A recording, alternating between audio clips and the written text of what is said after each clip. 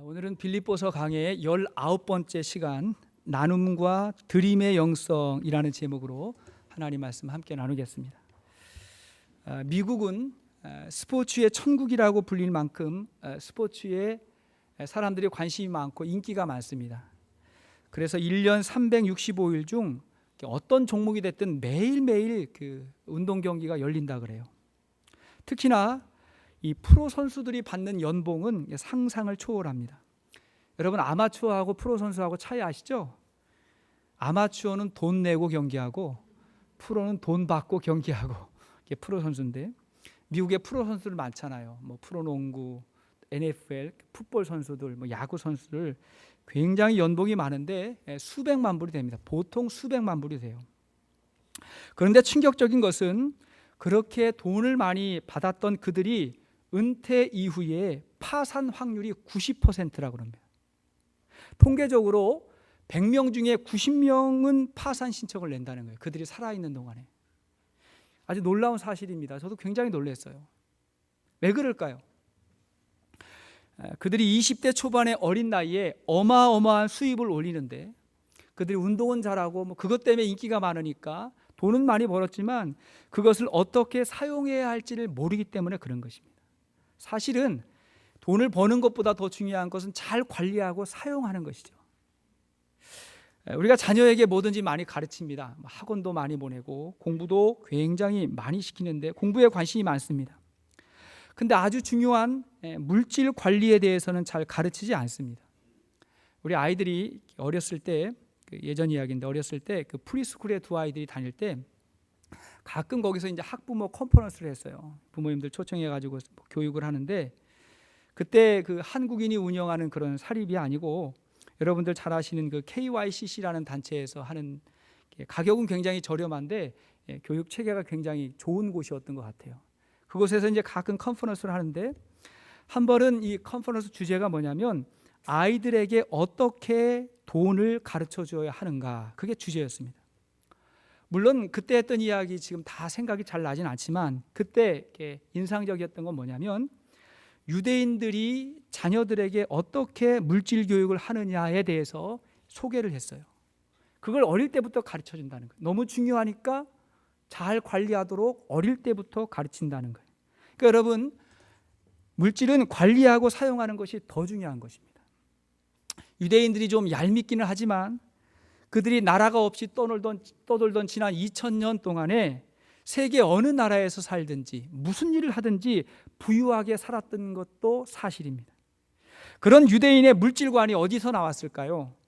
구약 성경에서 나왔고, 그 구약 성경을 근거로 탈무드라고 하는 지혜를 만들어 가지고 계속해서 전수하는 것입니다.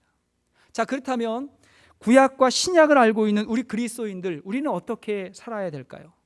자, 우리는 구약 성경을 통해서 물질의 주권, 물질관을 배우고, 신약 성경을 통해서는 그 물질을 아름답고 향기롭게 사용할 수 있는 방법과 지혜를 배우는 것입니다. 자, 이제 빌립보서의 결론, 마지막 부분을 우리가 보게 됩니다. 여러분, 빌립보서의 배경이 무엇이었습니까?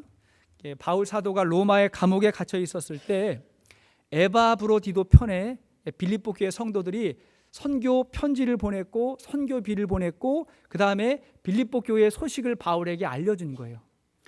로마의 감옥에서 바울이 그 소식을 다 들었습니다. 다 소식을 듣고 이제는 시간이 돼서 에바브로디도가 다시 돌아갈 때에 그를 통해서 감옥에 있는 바울이 빌립보 교회에게 보낸 서신이 빌립보서죠. 특별히 오늘 본문의 말씀은 자신에게 전해주었던 이 선교비에 대한 깊은 감사의 마음을 마지막으로 이렇게 표현하고 있는 것입니다. 그러면서 우리 그리스도인들이 가져야 될 아주 중요한 영성, 자, 이웃에게는 나눔과 하나님께는 드리는 이 나눔과 드림의 아주 중요한 영성을 우리에게 가르쳐 줍니다. 자, 첫 번째 우리가 알아야 될 나눔의 영성. 자, 우리의 나눔은 하나님의 사랑이 담겨야 됩니다. 우리의 나눔에는 하나님의 사랑이 담겨야 돼요. 반드시 그래야 됩니다. 얼마 전에 그 인도에 있는 저희가 후원하는 곽효준 선교사님에게 선교 편지가 왔어요. 그분은 인도와 네팔의 접경 지역, 히말라야 산맥이 있는 그 지역에서 이 산간 마을인데 그곳에서 선교를 참 잘하십니다. 얼마 전에는 그 한국의 공영방송인 MBC에서 그 선교사님의 사역을 이렇게 소개했던 프로가 방송에 방영이 되기도 했어요. 근데 이 선교사님이 선교 편지가 왔는데 성탄절을 즈음해서 큰 전도 프로그램이 있다는 것입니다. 지난 2012년부터 시작을 했는데 2012년에는 120개 마을 7천여 명의 사람에게, 2013년에는 200개 마을 15,000여 명의 어린이들과 어른들에게 크리스마스 파티 전도를 했는데 끝나고 보니까 그중에 23%의 사람들이 그 지역에 있는 가정교회로 다 이렇게 출석을 하고 있다는 그런 이야기였습니다. 그러면서 이제 그 결과가 너무 좋아가지고 올해도 많은 사역자들과 봉사자들이 이 행사를 준비하고 있는데 그 행사에 쓰일 비용 한 2,500불 정도 되는데 2천여 불을 위해서 기도하고 준비하고 있다는 그 선교 편지가 왔어요. 그래서 우리 인도 목장인 우리 청년들에게 그 편지를 전해줬더니 이 청년들이 지난주에 한 100불 가까운 선교원금을 했어요. 인도 목장 이름으로 그렇게 선교원금을 했습니다. 그래서 거기서 더해가지고 우리 교회에서 400불을 지난 주중에 보냈습니다. 근데 곽 선교사님이 제가 이제 송금을 했습니다 라고 이제 얘기를 하니까 이렇게 메일이 왔는데 너무 감사하다고, 하나님이 일하시고 계시는 것을 날마다 경험한다고, 하나님이 우리를 돕고 계신다고 그렇게 감사의 편지를 소개했습니다. 얼마나 감사한지 모릅니다. 그러니까 자 보십시오. 우리는 단순히 돈을 보낸 것이 아니라 우리의 마음과 사랑을 전한 것이고 그리고 그분의 사역에 동참한 거예요. 그분의 어려움, 그분의 눈물, 그의 여러 가지 사역에 우리가 동참하게 됐어요. 만약에 우리가 선교비를 보내지 못했다면 우리의 사랑과 마음이 있기는 있지만 전달되기가 어려웠을 것입니다. 자, 14절 말씀 보십시오. 14절, 자 시작. 그러나 너희가 내 괴로움에 함께 참여하였으니 잘하였도다. 자, 너희가 내 괴로움에 함께 참여했다. 그러니까 바울이 힘들고 어려울 때 빌립보 교회 성도들이 나의 괴로움에 참여했다. 이 괴로움이 뭡니까? 내가 복음 전하고 선교하고 전도하면서 일어나는 여러 가지의 괴로움에 너희가 나와 함께 했다. 이렇게 이야기하는 것입니다. 자, 이어서 15절 16절 보십시오. 시작. 빌립보 사람들아 너희도 알거니와 복음의 시초에 내가 마케도냐를 떠날 때에 주고받는 내 일에 참여한 교회가 너희 외에 아무도 없었느니라. 데살로니가에 있을 때에도 너희가 한 번뿐 아니라 두 번이나 나의 쓸 것을 보내었도다. 자 보십시오. 바울이 마게도냐의 빌립보를 떠날 때에 바울을 도와주었던 교회가 빌립보 교회가 유일하다. 또한 데살로니가에 있을 때에도 두 번이나 바울에게 선교 후원을 했고, 지금 중요한 건 지금이에요. 바울이 로마 감옥에 갇혀 있는 이 상황에서도 너희가 나를 잊지 아니하고 기도하고 편지를 보내고 이렇게 후원했구나, 이렇게 이야기하는 것입니다. 이것이 사도 바울에게 너무 큰 기쁨이 됐어요. 굉장한 힘이 됐습니다. 바울이 앞서서 강조했던 게 뭐예요? 내가 궁핍해서, 내가 물질이 없어서 그래서 그게 기쁜 게 아니고 나는 자족한다.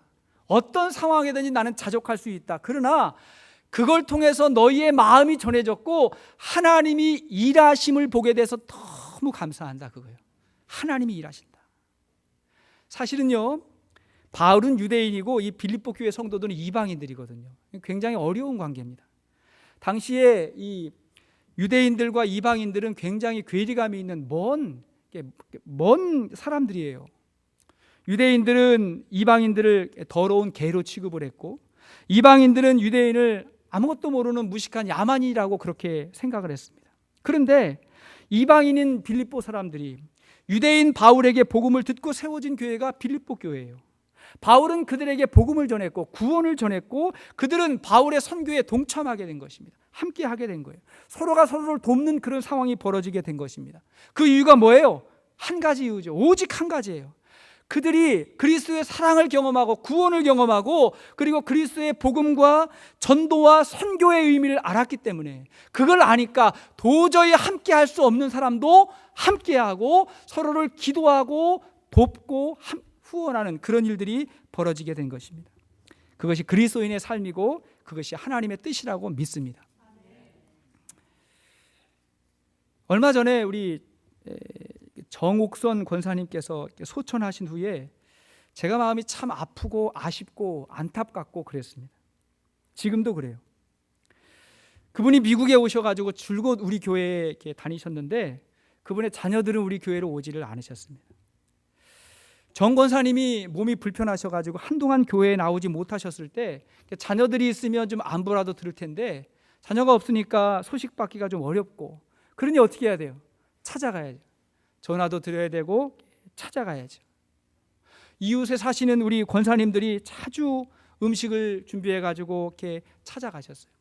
움직임이 어려우시니까 뭔가를 해 드시기가 혼자 힘든 거예요. 그러니까 자주 찾아가셔서 그렇게 베풀어 주셨고, 종종 제가 갈 때도 그래도 기회가 되면 드실 수 있는 음식을 준비해 가지고 찾아뵈면 그렇게 좋아하셨습니다.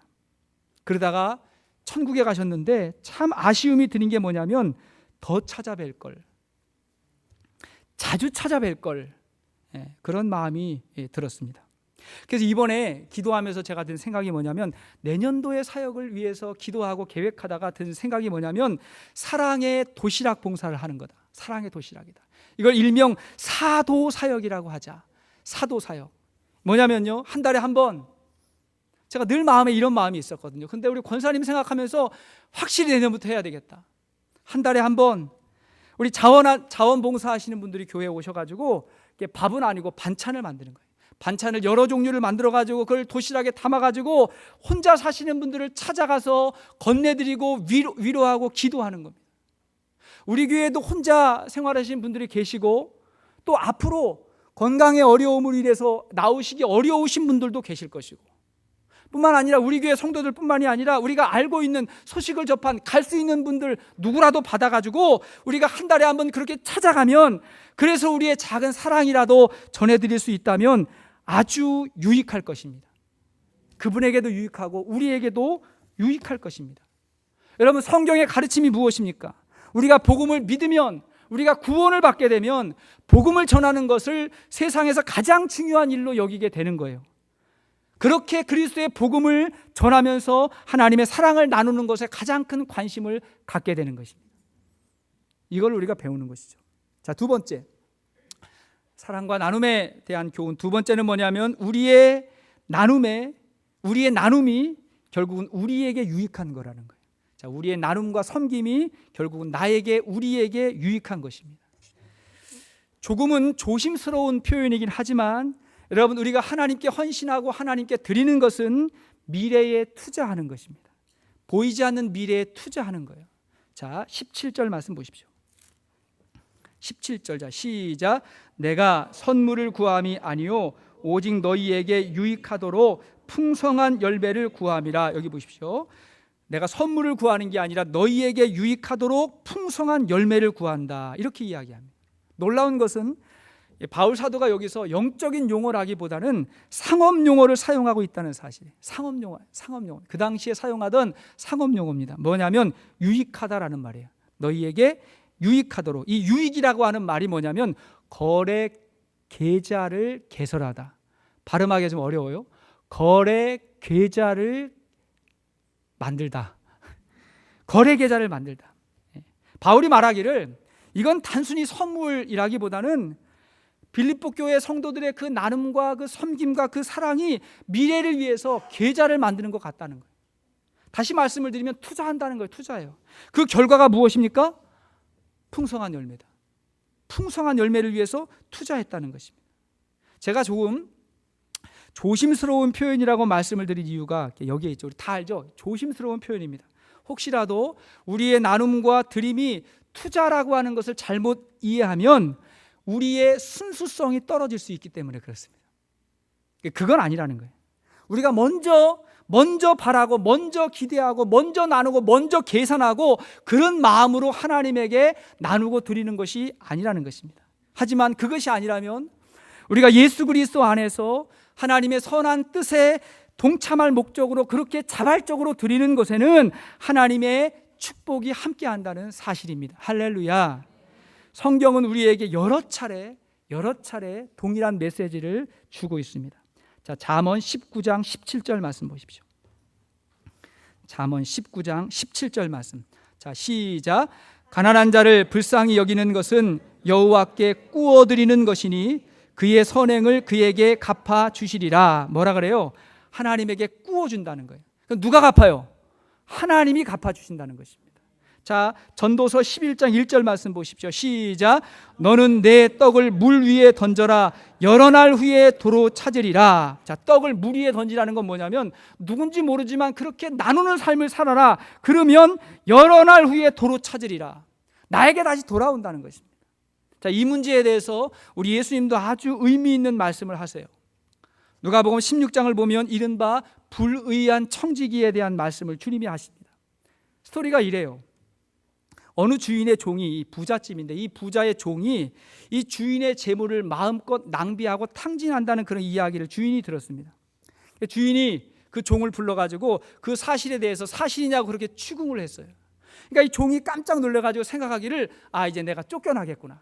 내가 이제 실업자가 될 수 있다. 그렇게 생각을 한 거예요. 그러면서 재빨리 이 종이 자기의 권위를 이용해가지고 어떤 일을 꾸밉니다. 사건을 꾸미는데 자기 주인에게 빚진 사람들, 꾸어간 사람들, 그 사람들을 불러가지고 다 차용서를 가져오게. 얼마 꾸어갔다, 얼마 갚아야 되는 차용서를 다 가져오게 하는 거예요. 그러더니 자기의 권위를 이용해가지고 그 차용증에 있는 내용을 바꿔버려요.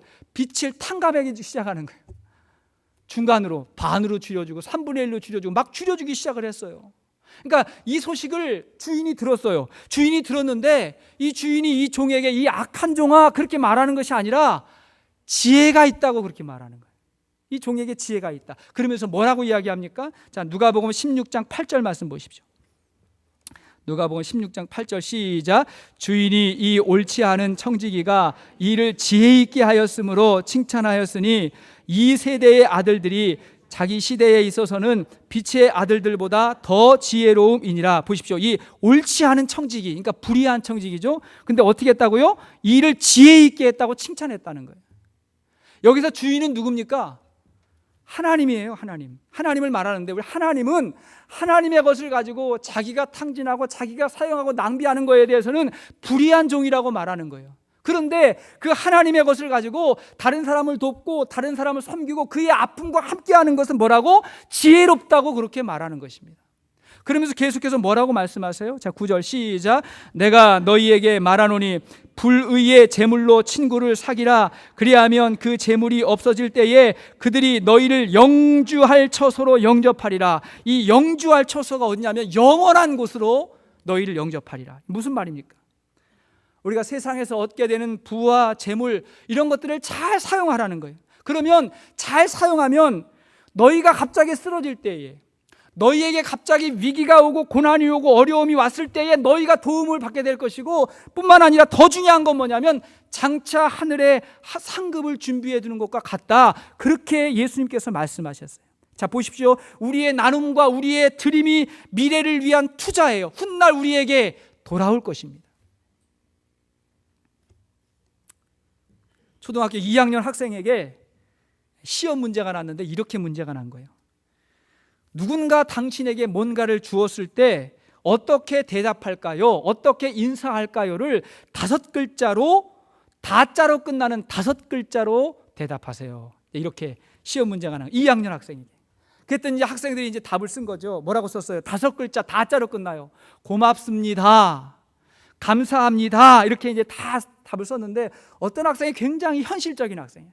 굉장히 현실적인 학생인데 이 학생이 답을 썼는데 뭐라고 썼냐면 뭘 이런 걸 다, 이렇게 쓴 거예요. 뭘 이런 걸 다, 이렇게 썼어요. 자, 이 학생이 한 학년 올라가서 3학년이 됐어요.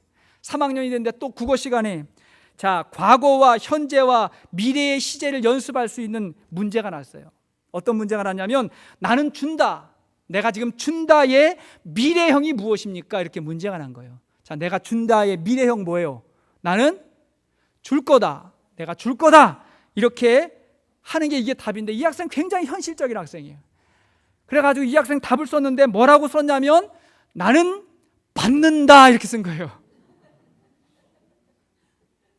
분명히 시험의 답은 틀렸어요. 그러나 인생의 답은 얻은 거예요. 내가 지금 주면 훗날 내가 받는다. 이거 아닙니까? 나는 받는다. 우리가 너무나 잘 알고 있는, 자주 들었던 록펠러의 이야기입니다.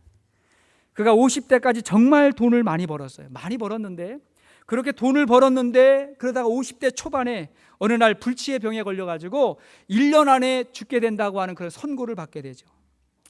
충격을 받은 이 록펠러가 내가 죽도록 돈만 벌었는데 이제 써보지도 못하고 죽게 되는구나. 남은 1년 동안 열심히 쓰고 죽자, 이렇게 결심을 합니다. 자, 그때부터 또 그전에도 마찬가지지만 그의 회사에는 11조만 계산하는 회계사가 여럿 있을 정도로 철저하게 계산을 해서 그때부터 학교를 세우고 교회를 세우고 도서관을 짓고 그 다음에 고아원을 짓고 많은 재산을 기부하기 시작했습니다. 그렇게 돈을 모아가지고 쓰는데 돈 쓰는 것도 굉장히 바쁘고 힘든 거예요. 전 잘 모르겠는데 하여튼 굉장히 바쁘고 힘들었던 거예요. 근데 얼마나 바쁜지 죽을 여유가 없었다 그러잖아요. 죽지 못하고 계속 그렇게 지내다가 98세에 돌아가셨다. 98세. 우리가 선교지에 가보면, 좀 어려운 데 가보면 고생은 되지만 결국 무엇을 깨닫습니까? 내가 도와주러 간 것이 아니라, 내가 뭔가를 하러 간 것이 아니라 내가 도움받고 왔다고 그렇게 누구나 다 고백하게 됩니다. 내년에 우리 사랑의 도시락 사역에 함께 참여해서, 그래서 기회가 돼서 같이 우리 이웃을 돌아볼 수 있는 분들의 고백도 저는 이와 같다고 생각합니다. 오히려 나에게 유익이 됐다, 그런 고백이 우리 모두에게 있기를 주의 이름으로 축원드립니다. 자, 세 번째 교훈은 뭐냐면 우리의 나눔이 하나님이 받으신다는 것입니다. 우리가 사람에게 나누는 것도 맞지만 결국은 우리의 하나님이 받으신다는 것입니다. 이것이 18절의 말씀입니다. 자, 18절 말씀 읽겠습니다. 자, 시작. 내게는 모든 것이 있고 또 풍부한지라 에바브로 디도편에 너희가 준 것을 받음으로 내가 풍족하니 이는 받으실 만한 향기로운 제물이요 하나님을 기쁘시게 한 것이라. 아멘. 자, 바울이 뭐라 그러는 거예요?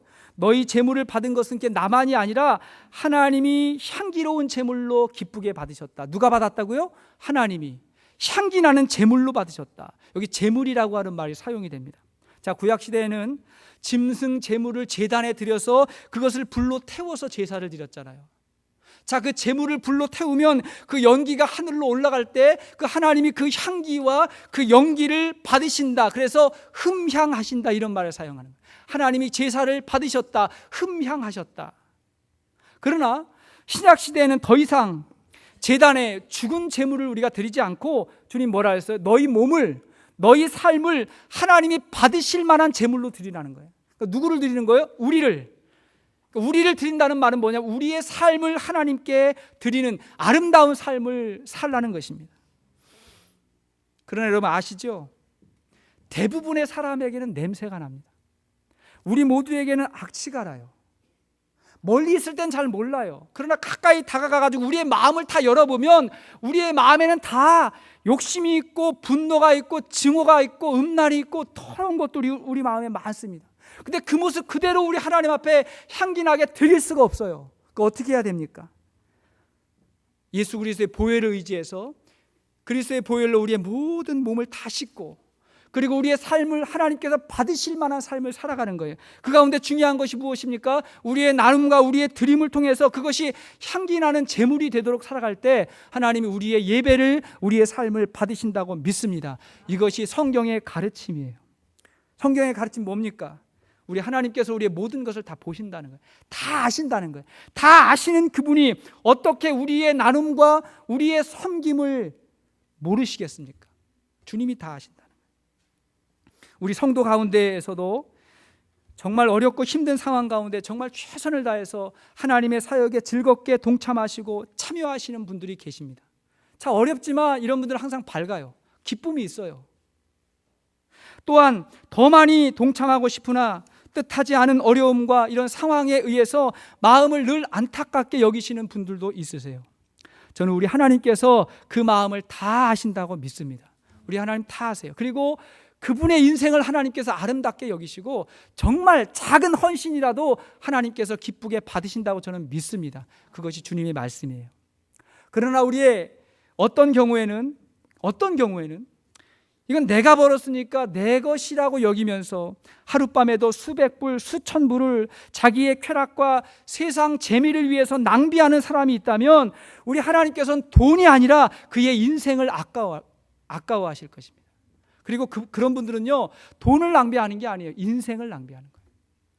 얼마나 아름답게, 얼마나 값지게 살 수 있는 기회가 있는 것입니까? 그러나 너무나 낭비하는 삶을 살아가는 거예요. 제가 어젯밤에 여기까지 딱 설교 준비를 하고 잠깐 이제 신문을 봤어요. 신문을 잠깐 봤는데 신문 기사 중에 이런 기사가 있었어요.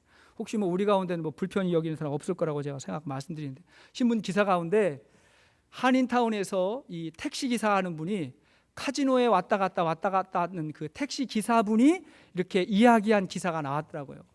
근데 그분이 뭐라고 이야기하냐면, 이 연말에 되면 참 사람들이 많이 이제 카지노에 가고 그런데요. 대개 이제 돈이 없으신 분들은 버스 타고 왔다 갔다 하고, 돈이 좀 있으신 분들은 택시를 타고 왔다 갔다 하신답니다. 근데 택시에 딱 이제 손님을 태우면 그분의 표현에 그래요. 손님이 딱 타면 마치 소풍 가는 어린이처럼 그렇게 좋아하고 그렇게 기뻐하더래요. 택시에서 소풍 가는 어린이처럼. 그리고 이제 갔다가 다시 나올 때는 뭐라고 하냐면, 내가 미쳤지 그러면서 다시 오시더라는 거예요. 근데 며칠이 지나면 또 전화가 와가지고 또 가자는 거예요. 또 똑같이 마치 소풍 가는 아이들처럼 아주 기쁘고 즐거운 마음으로 또 갔다가 나올 때 되면 또 내가 미쳤지 그런다는 거예요. 근데 그렇게 사용하는 돈이 수천 불 정도면 보통이라 합니다. 수만 불씩을 그렇게 사용하고 오면서도 내가 미쳤지 그런다고 한다면 여러분 정말 인생을 낭비하는 것입니다. 그 시간에 그런 삶을 통해서, 또 그런 귀한 물질을 통해서 얼마나 아름다운 삶을 살 수 있는 기회와 여건이 얼마나 많습니까? 우리 하나님께서 그걸 말씀하신다고 저는 생각합니다. 아름답게 살아라. 무엇을 하든지 귀하게 살아라. 존귀하게 살아라. 구원받은 사람의 삶이라고 이야기하는 것입니다. 말씀의 결론을 맺겠습니다. 이스라엘 백성들이 애굽 땅에서 탈출해 나왔을 때 너무 바빴어요. 너무 급해가지고 뭘 짚고 나와야 되는데 뭘 짚고 나오겠습니까? 금은 보석을 먼저 짚고 나온 거예요. 그걸 같이 챙겨가지고 이제 나왔어요. 그러고 나서 광야의 삶이 시작이 됐습니다. 그들에게는 별로 먹을 것도 없어요. 가지고 나올 수도 없었어요. 그냥 주머니에 다 금과 은이 들어있었어요. 그런데 그들이 광야에서 뭘 합니까? 그 금과 그 은을 가지고 금송아지와 우상을 만들어 가지고 하나님을 대신해서 섬기는 거예요. 그래서 이 물질에는, 이 금에는 하나님을 대신할 수 있는 파워가 있어요. 하나님은 없어도 괜찮지만 나는 금과 은을 보면서 살겠습니다 라고 고백하는 일이 광야에서 그 백성 가운데 벌어지게 된 것입니다. 그래서 성경은 말하는 거예요. 하나님과 재물을 겸하여 섬길 수 없다고 말하는 것입니다. 자, 하나님과 재물을 겸해 섬길 수 없다. 마태복음 6장 24절 이하에 뭐라 했어요? 마태복음 6장 24절, 자 시작. 한 사람이 두 주인을 섬기지 못할 것이니 혹 이를 미워하고 저를 사랑하거나 혹 이를 중히 여기고 저를 경히 여김이라. 너희가 하나님과 재물을 겸하여 섬기지 못하느니라. 아멘. 겸해서 섬길 수 없다. 하나님을 섬기고 그 하나님의 말씀과 지혜를 가지고 세상을 살아가는 것이 그리스도인들의 삶이라고 가르쳐 주는 것입니다. 제가 될 수 있으면 우리 가정 이야기하고 될 수 있으면 우리 아이들 이야기 안 하려고 제가 생각했는데, 이것은 지난 주에 있었던 일이기 때문에 여러분들이 비밀로 해주시고 들어주세요. 지난 주중에 이런 일이 있던 거예요. 우리 기원이가 저하고 아내 모르게 한국에 있는 외할아버지에게 전화를 했어요. 외할아버지에게 전화를 해가지고 뭐라고 이야기했냐면, 할아버지 이번 크리스마스 선물 뭐 해주실 거예요? 이렇게 물었어요. 크리스마스 선물이 뭐예요? 이렇게 물었습니다. 깜짝 놀랐고 잠깐 긴장하신 할아버지가 그래 뭐 해줄까? 이렇게 물었어요. 뭘 해줄까? 물었더니 기원이가 뭐라고 이야기했냐면, 예 할아버지요. 전 굉장히 놀랐어요. 예 할아버지, 이 얘기 하고 싶었던 거예요. 예 할아버지요. 저희를 몰랐는데 나중에 전화가 왔어요. 기원이한테 뭐가 필요하냐 묻는 거. 왜 그러세요? 했더니 그런 얘기를 해주는 거예요. 그러면서 뭐든지 다 해줄 준비가 다 돼 있어요. 그분에게 말만 해라 내가 다 해주겠다. 그걸 저희에게 묻는 거예요. 여러분, 우리가 정말 진정으로 하나님을 주인으로 인정하는 사람은 그 하나님이 중요하고 그리스도의 복음이 너무 중요하기 때문에 그 하나님이 기뻐하시는 삶을 살고 그 하나님 자체를 얻기를 원하는 거예요.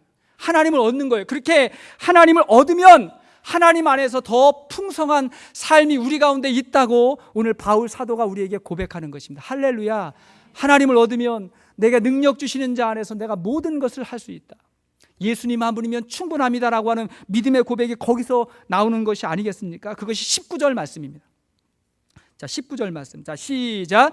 나의 하나님이 그리스도 예수 안에서 영광 가운데 그 풍성한 대로 너희 모든 쓸 것을 채우시리라. 아멘. 아멘.